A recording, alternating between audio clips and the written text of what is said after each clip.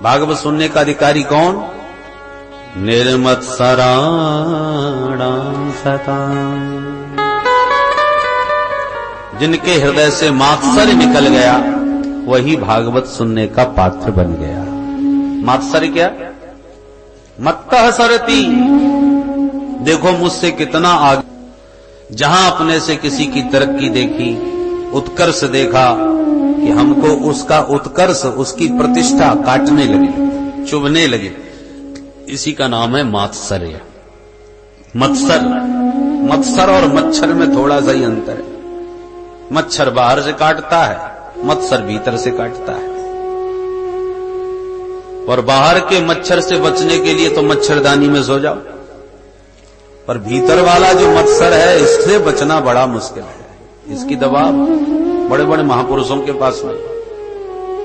कंचन तजना सहज है, सहज त्रिया का नेह, पर मान बड़ाई ईर्षा दुर्लभ तजना ये है।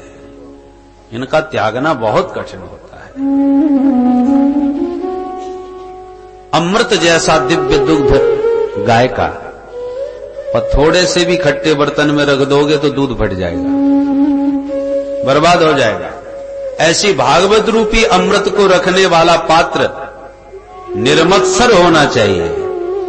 दूसरों की पद प्रतिष्ठा को देख करके प्रसन्नता हृदय में छा जाए तो समझो भागवत की पात्रता हम में आई। और दूसरों की प्रतिष्ठा काटने लग जाए तो समझ लो खटाई है अभी बर्तन में, इसकी सफाई करो, तभी ये अमृत आपके यहां आपको लाभान्वित करेगा। श्रीधर स्वामी पाद व्याख्या करते हैं, परोत्कर्ष असहनम मत्सरः तदरहितानाम निर्मत्सराणाम। अच्छा, भागवत सुनने से फायदा क्या होगा? तो फायदे के नाते, बिना फायदे के कोई काम नहीं होता। 7-7 दिन तक इतनी दूर से आकर के आप सुन रहे हैं तो इससे क्या लाभ मिलेगा? व्यास जी लाभ गिनाते हैं, 3 लाभ प्रमुख रूप से बताए। वेद्यम वास्तवमत्र वस्तु शिवदम तापत्रयोन्मूलनम।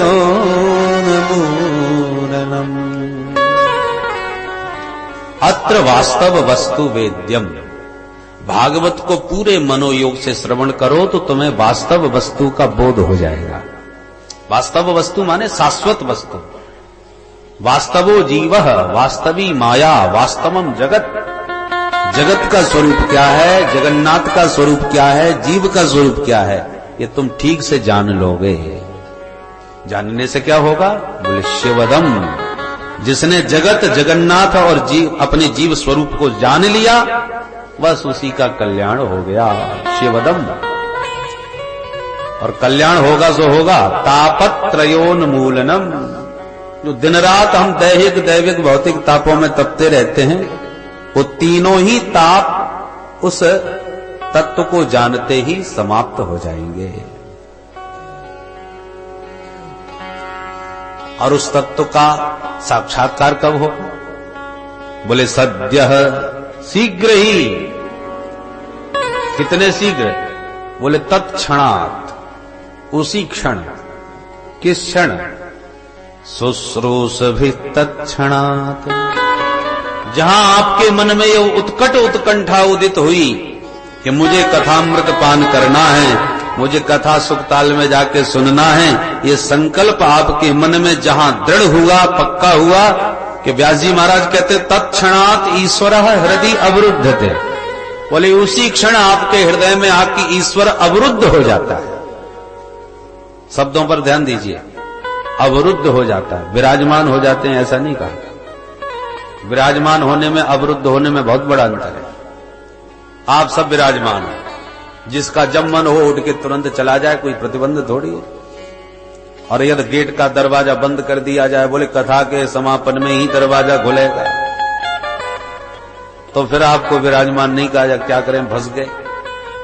बहुत जरूरी काम है, परंतु अब जा नहीं सकते क्योंकि गेट ही नहीं खुल सकता। जेल खाने में यदि जेलर साहब बैठे भी हों जेल के भीतर, तो भी यही कहा है, जेलर साहब कहां है? बोले जेल खाने में विराजमान है। कैदी को थोड़ी विराजमान कहा जाएगा, वो तो कैद है, अवरुद्ध है। अवरुद्ध वह है जो बाहर जा नहीं सकता, और विराजमान वह है जो जब चाहे बाहर जब चाहे भीतर। तो भगवान उस श्रोता के हृदय में विराजमान नहीं होते, तो अब बोले सद्यो हृदय अवरुद्ध थे, शीघ्र ही उस श्रोता के हृदय में भगवान कैद हो जाते हैं, अवरुद्ध हो जाते हैं, जाना चाहें तो जा नहीं पाते। ये प्रताप है श्रीमद् भागवत का। बोले साहब भागवत कहते कैसे हैं ये बताओ। तो तीसरे श्लोक में भागवत का स्वरूप बताया, निगम कल्प तरोर गलितम फलम सुख मुखाद मृत द्रवसई पिबत भागवतम रसमालयम मुहुरहो रसिका भुवि भावुका। निगम कहते हैं वेदों को। वेद रूपी कल्प वृक्ष का पका पकाया फल है श्रीमद् भागवत। निगम कल्प तरोर गलितम फलम। किसी ने कहा बहुत पका हुआ है, बोले हाँ बिल्कुल पका पका है। तो किसी ने पूछा यह तो बहुत पका हुआ फल है और ऊंची वेद की शाखा से टपका है, तब तो फूट भी गया होगा, पिलपिला तो हो ही गया होगा। श्रीधर स्वामी पाद कहते हैं ये टूटा फूटा फल नहीं है, खंडित फल नहीं है, अखंडित है। क्यों साहब, जब इतने ऊंचे वेद की शाखा से टपका और एकदम पकने के बाद टपका तो फूटा क्यों नहीं है? बोले शिष्य प्रशिष्य शाखा पल्लव परंपराया सनई सनई अखंड मेवावतीर्णम न तु उच्च निपाते न स्फुटितम। अर्थात ये धम्म से नीचे गिरा हुआ फल नहीं है। पहले नारायण रूपी डाली से पक करके टपका तो ब्रह्मा की शाखा पर थोड़ा सा अटका, पर ब्रह्मा की शाखा से टपका तो नारद की शाखा पर अटका, फिर नारद की शाखा से टपका तो व्यास की शाखा पर लटका, फिर व्यास की शाखा से टपका तो शुक शाखा पर अटका, फिर सुखदेव जी के माध्यम से इस पावन भूमि में परीक्षित को निमित्त बना करके सभी संतों को ये फल प्रदान कर दिया गया। तो अखंडित फल है, क्योंकि दम्म से नीचे नहीं गिरा है, डाली प्रति डालियों के द्वारा धीरे धीरे धराधाम पर आया है, इसलिए बिना टूटा बिना खंडित पका पकाया फल हमको ज्यों का त्यों प्राप्त हो गया। इसका रस बिखरा नहीं, क्योंकि फूटा नहीं। किसी ने पूछा ये फल खट्टा है कि मीठा? व्यास जी बोले बहुत मीठा है, खाके तो देखो। बोले महाराज तुम्हारा फल है तो तुम तो मीठा बताओगे। जो फल बेचने वाले होते हैं ना, अपने फलों की बड़ी तारीफ करते हैं। मलाई वाले केले तो मलाई के थोड़ी बनाए होंगे, वो तो बेचने का तरीका है, सो क्या क्या नाम दें। तो साहब आपका फल है तो आप मीठा कहोगे, कोई प्रमाण दीजिए कि फल मीठा है, इसका क्या प्रमाण है? व्यास जी बोले प्रमाण तोता दे सकता है। तोता बड़ा पारखी होता है फलों का। जिस फल में तोते की चोंच लग जाए गारंटी से मीठा निकलेगा। तो मेरे भागवत रूपी फल में भी तोते ने मुंह मार दिया। किस तोते ने? शुक मुखाद अमृत द्रव संयुतम। इस सुखदेव जैसे परमहंस तोते ने इस भागवत रूपी फल में अपना मुंह मार दिया है। सुख मुख विगलित फल है। इसी पावन भूमि में, इसी बरगद के नीचे सुखदेव जैसे परमहंस ने इस फल को खूब पाया, खाया और सबको खिलाया। इसलिए हम गारंटी से कहते हैं ये बहुत मीठा फल है, आंख मूछ करके पाओ। सुख मुखाद अमृत द्रव संयुतम। अच्छा महाराज, फल में रस होता है, आम से अमरस निकाला जाता है। भागवत यदि फल है तो इसके रस का नाम क्या है? इसमें कौन सा रस भरा है? बोले रसो वै सह रसम हेवानम लब्ध्वानंदे भवति। अरे वही रस स्वरूप रास विहारी श्री कृष्ण ही रसराज के रूप में भागवत के फल के मध्य विराजमान है। जिस रस का रसास्वादन करके रसिक परमानंद से परिपूर्ण हो जाते हैं, उसी रसराज श्री कृष्ण के रास से भरा हुआ ये रसमय फल है। पिबत भागवतम रसमालयम्। व्यास जी कहते हैं रस को इस फल का पान करो। किसी ने कहा व्यास जी फल भी कहीं पिया जाता है? अरे फल को खाया जाता है, चूसा भी जाता है, ऐसा फल तो आज तक नहीं सुना जो पी लिया जाए। व्यास जी कहते हैं ये फल इसलिए पीने की बात कर रहा हूं, इस फल में न छिलका है न गुठली है। तो छिलका गुठली वाले होते हैं ना, उनका रस रस चूस लो और छिलका गुठली फेंक दो। पर भागवत रूपी फल में फेंकने वाली कोई चीज रखिए ही नहीं। प्योर रस ही रस से भरा हुआ ये फल है, इसलिए कान के दोना संभालो और चकाचक भर भर के दोना पीते जाओ। छिलका गुठली का कोई काम नहीं है जो फेंकने की चिंता हो। सर्वग्राह्य फल है ये। पिबत भागवतम रसमालय, ये रस का आलय है, रस का सागर है, रसस्वरूप है। अच्छा तो कितनी बार पिए? बोले मोहो बारंबार पिए। तो महाराज कौन कौन पिए? बोले अहो रसिका भूमि भावुका। अरे रस को, अरे भाव को तुम आकर के पियो। किसी ने पूछा व्यास जी हम लोग नहीं आ सकते कोई? व्यास जी कहते नहीं नहीं, मेरी सार्वजनिक प्या हुआ है, कोई भी आके पियो, प्रतिबंध किसी को नहीं। तो आप तो दो नाम ले रहे हो, रसिका भावुका। तो यह सबको यदि पीने की बात है तो सार्वजनिक बात करो, ये दो नाम क्यों लिए आपने? व्यास जी कहते हैं दो नाम उनके लिए हैं जो प्यास के मारे छटपटा रहे हैं, जो बहुत प्यासे हैं। तो जो बहुत प्यासा होता है ना, उसको पानी पिलाने में आनंद भी खूब आता है। कोई प्यास के मारे प्राणांत पीड़ा को प्राप्त कर रहा हो, छटपटा रहा हो, गला सूख रहा हो, उसे आप पानी पिलाओ तो तृप्ति के बाद उसे एक तरह से नया जीवन सा मिल जाता है। तो पिलाने वाले को भी बड़ा आत्मसंतोष मिलता है, मैंने किसी को जीवन दान दिया। और आप शीतल जल मधुर जल लिए बैठे हो, बाबूजी आओ आओ ठंडा ठंडा पानी पी के जाओ, और बाबूजी को प्यास ही नहीं। तो आप 4 बार पुकारोगे तो भी सुनने वाले नहीं, और सुन लिए तो देखने वाले नहीं, देख लिए तो आने वाले नहीं, कदाचित आ भी गए तो पीने वाले नहीं। और पीने के लिए आपने विवश कर भी दिया तो पानी बाद में पिएंगे, प्रश्न पहले करेंगे। क्यों जी बर्तन ठीक से मांज के भरते हो कि नहीं? अरे बाबूजी नित्य साफ करता हूं बहुत अच्छी तरह। अच्छा अच्छा अच्छा, तो गंगा जल भर लाते हो कि तालाब से कहीं भर लेते हो कि कुएं का पानी है? कहां से भरते हो पानी? अरे बाबूजी घर के कुएं का शुद्ध जल है। अच्छा पानी को ठीक से छानते हो कि नहीं? अब ये इतने सारे प्रश्न क्यों हो रहे हैं? क्योंकि बाबूजी को प्यास नहीं, और कहीं रेगिस्तान में भटक गए होते, पानी की बूंद को तरस रहे होते, मुंह सूख रहा होता, छटपटा रहे होते, उस समय कोई कहता बाबूजी पानी पियोगे? तो बाबूजी को फुर्सत होती कि मांझ के भरा कि छान के भरा पूछ लें। एक प्रश्न नहीं दिखेगा, सिर्फ पानी दिखेगा।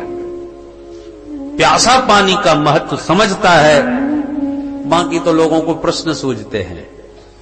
इसलिए व्यास जी ने कहा कि जो रसिक जन हैं, जो भावुक जन हैं, जो भगवत भक्त हैं, वो यदि आएंगे तो केवल कथामृत पान करके भगवान की लीलाओं का रसास्वादन करके मस्त हो जाएंगे।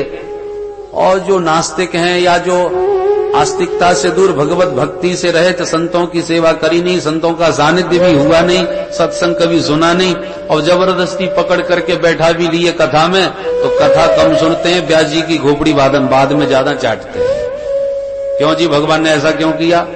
भगवान ने रासलीला करी, भगवान ने चीर हरण किया, अपना माथा गर्म किया और व्यास जी का भी माथा चाट लिया। इसलिए व्यास जी ने फालतू लोगों को बुलाया ही नहीं। बोल वैसे तो कोई भी पी सकता है, पर अहो रसिका भूमि भावुका। अरे रसिक भावुक कथामृत के प्यासे रहते हैं, उनको पिलाने में आनंद बहुत आता है, इसलिए हम उनको बुला रहे हैं। बोलो राधे राधे। पिबत भागवतम रसमालयम मुहुरहो रसिका भूमि भावुका।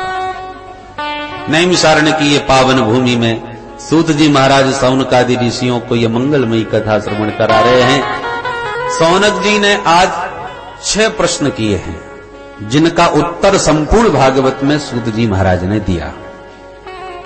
सौनक जी कहते हैं महाराज ये बताओ प्राणी मात्र का कल्याण कैसे हो? क्यों? बोले कलिकाल आ गया है महाराज, कलयुग में लोगों की बुद्धि भी मंद है और भाग्य भी मंद है। बोलो राधे राधे। भाई भाग्य मंद हो और बुद्धि तेज हो तो बुद्धिमानी से काम अपने जीवन का चला लेगा, भले उसका भाग्य कमजोर है पर बुद्धि बल से अपना जीवन निर्वाह कर लेगा। और बुद्धि कमजोर हो तो भाग्य प्रबल होना चाहिए। कई बुद्धिहीन लोग होते हैं जो भाग्य के भरोसे पर जंगलों के बीहड़ों से भागते भागते संसद भवन में जाके बैठ जाते हैं। बोलो राधे राधे। तो भाग्य का चक्र कब घूम जाए और किसको कहां पहुंचा दे कोई भरोसा नहीं, पर भाग्यशाली तो हो। परंतु मंदाः सुमंद मतयो मंद भाग्यायुपद्रुताः, जिनकी बुद्धि भी मंद है भाग्य भी मंद है, ऐसे कलयुग के कलुषित प्राणियों का कैसे कल्याण होगा? ये पहला प्रश्न है। दूसरा प्रश्न, शास्त्र बहुत है, इन सब शास्त्रों का स्वाध्याय करने का समय नहीं लोगों के पास, इसलिए कृपा करके सभी शास्त्रों का सार सर्वस्व हमें समझा दीजिए। सार क्या है? तीसरा प्रश्न, भगवान यदि सर्वशक्तिमान है तो उस परम शक्तिमान को स्वयं अवतार लेने की क्या आवश्यकता पड़ती है? यदि कहा जाए राम जी का अवतार रावण का अंत करने के लिए हुआ, तो जिन राम जी के संकल्प से सारा संसार बन सकता है, टेढ़ी भ्रकुटी करते ही सारा संसार स्वाहा हो सकता है, प्रलय हो सकता है। भ्रकुटी विलास सृष्टि लय होई, सृष्टि और लय दोनों भ्रकुटी के इशारे से हो जाता है। तो क्या उस राम जी के संकल्प में इतना बल नहीं होगा कि रावण मर जाए? तो फिर उस सर्वशक्तिमान को स्वयं रावण का अंत करने के लिए आने की क्या आवश्यकता है? अवतार का मुख्य हेतु क्या है? यदि रावण मात्र को मारने के लिए राम जी आए तो ये तो ऐसा प्रयोजन होगा जैसे कोई मक्खी को मारने के लिए बंदूक चला गया, ऐसा निशाना लगाया मक्खी का पता ही नहीं चला। अरे एक थप्पड़ की भी नहीं थी, उसके लिए बंदूक की क्या जरूरत? तो फिर रावण जैसे को मारने के लिए परशुराम जी महाराज, ध्यान दें विचार करें, परशुराम जी महाराज ने सहस्त्रबाहु को, सहस्त्रार्जुन को अपने फरसे से काट काट के समाप्त कर दिया। अब वो सहस्त्रार्जुन इतना शक्तिशाली था कि रावण को पकड़ के चूहे की तरह कमरे में अपने घुड़सार में कैद कर दिया। तो जिस रावण को पकड़ करके दबोच लिया घर में, उस सहस्त्रार्जुन को परशुराम जी ने फरसे से काट काट करके ठिकाने लगा दिया। और वो परशुराम जी जिन्होंने रावण को जीतने वाले सहस्त्रार्जुन को समाप्त किया, वो परशुराम जी राम जी के चरणों में झुक गए। तो जो काम राम जी रावण को मार के करने के लिए आए, वो काम तो परशुराम जी भी कर सकते थे। परशुराम जी जब सहस्त्रार्जुन को मार सकते हैं तो क्या रावण को नहीं मार सकते? तो फिर राम जी के आने का उद्देश्य क्या हुआ? प्रभु के अवतार का मुख्य प्रयोजन बताइए। चौथा प्रश्न, यदि भगवान ने अवतार लिए हैं तो धराधाम पर भगवान के कितने अवतार हुए हैं? कहां कहां किस किस रूपों में भगवान के कितने अवतार हुए? पांचवा प्रश्न, मानव मात्र के जीवन का परम लक्ष्य क्या है? घर से आप निकलते हैं तो कोई लक्ष्य लेके निकलते हैं। सुखताल काय के लिए जा रहे हो? वैसा कथा सुनने के लिए। तो कोई लक्ष्य तो बनाया पहले। अब आप रेलवे स्टेशन पर आके कहो भैया जरा टिकट देना, उसने पूछा कहां का? बोले कहीं का भी दे दो, हम तो यात्रा करने निकले हैं। अब बताओ वो कहां का टिकट देगा और क्या सोचेगा आपके बारे में? ऐसा यात्री पहली बार मिला। आगरा का टिकट पकड़ाएगा, जाओ इलाज कराओ। बोलो राधे राधे। कि घर से निकले और पता है नहीं कि जाना कहां। अरे मूर्ख से मूर्ख व्यक्ति भी ऐसा काम नहीं कर सकता। थोड़ा भी समझदार होगा तो पहले कुछ लक्ष्य बनाएगा तब चलेगा। तो हम जीवन को चलाए जा रहे हैं। खाना पीना सोना ये तो जीवन के साधन हैं, पर ये जीवन का उद्देश्य क्या है, जाना क्या है, गंतव्य क्या है, प्राप्तव्य क्या है, वो हमको मालूम ही नहीं। तो लक्ष्य विहीन जीवन तो घोर अज्ञानियों का होता है। अतः मानव जीवन का परम लक्ष्य क्या है, वो कृपा करके बताएं। और अंतिम छठवां प्रश्न किया, धर्मः कम शरणं गतः। भगवान धर्म की स्थापना के लिए पधारते हैं, पर जब लीला सम्मरण करके भगवान परम धाम प्रस्थान कर जाते हैं तो फिर ये धर्म किसकी शरण में जाता है, किसके आश्रित रहता है। इन 6 प्रश्नों का जब चरणों में निवेदन किया तब सूत जी महाराज पुलकित हो गए, प्रसन्न हो गए और बोले, भैया अपने गुरुदेव का जरा हम ध्यान कर लें, फिर आपको जवाब देते हैं। और 2 श्लोकों से महामुनि सुखदेव जी का स्मरण किया श्री सूत जी महाराज ने। यम प्रव्रजन्तमनुपेतमपेत कृत्यम द्वैपायनो विरह कातर आजुहार पुत्रेति तन्मयतया तरवोभिने दुस्त तम सर्वभूत हृदयं मुनिमानतोऽस्मि